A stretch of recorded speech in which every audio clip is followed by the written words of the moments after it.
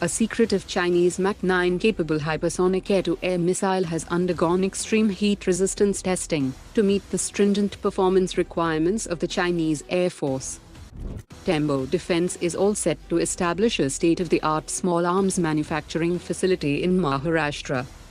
India has proposed supplying the Nepal army with made-in-India AK-203 rifles.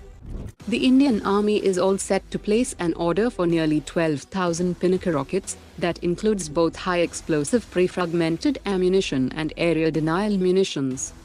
Airbus Helicopters and Tata Advanced Systems has shortlisted 4 states to establish a new production line for the H-125 helicopter. China has expressed its readiness to deepen cooperation with Bangladesh under the Belt and Road Initiative. India and Italy have vowed to enhance their cooperation in combating terrorism by effectively countering the misuse of technology. Navies of 9 Indo-Pacific countries, including India, are taking part in a multilateral exercise hosted by French Navy in the strategic straits of Malacca, Sunda and Lombok, between the Indian Ocean and the Pacific Ocean.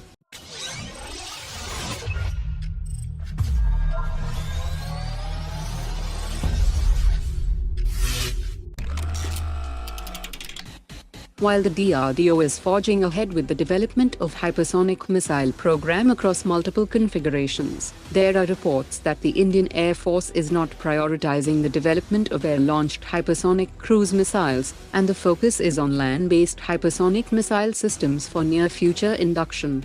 An Air Force official has said that achieving a weight of less than 1.5 tons is a critical parameter for operational deployment, and currently no country has yet achieved the level of miniaturization necessary for widespread deployment of air-launched hypersonic missiles, and estimates suggest that this level of technological maturity could take 20 years to achieve, and until then, the Air Force will rely on Mach 5.5 capable Rudram 2 and 3 air-launched ballistic missiles.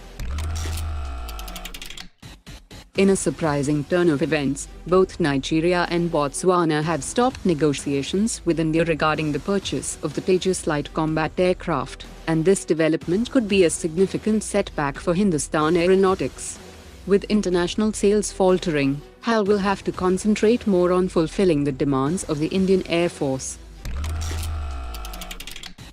The DRDO will start developmental trials of the 1,500 km range near-base ship-launched anti-ship subsonic cruise missile version in the second half of this year, that will be available in land attack cruise missile variant and anti-ship cruise missile variant. The research and development for this missile have been completed, and the fabrication process is currently underway. The DRDO has already developed a universal vertical launch module that can accommodate both ship-based subsonic cruise missile and supersonic cruise missiles like BrahMos. An aeronautical development agency official has said that the current plan involves equipping the TED-BF with the 98 kN F414 engine that will be rolled out in late 2028. But there is a possibility of transitioning to the 110 kN indigenous engine in later production batches of the twin-engine deck-based fighter that the GTRE will develop with a foreign partner. Today's top 3 comments.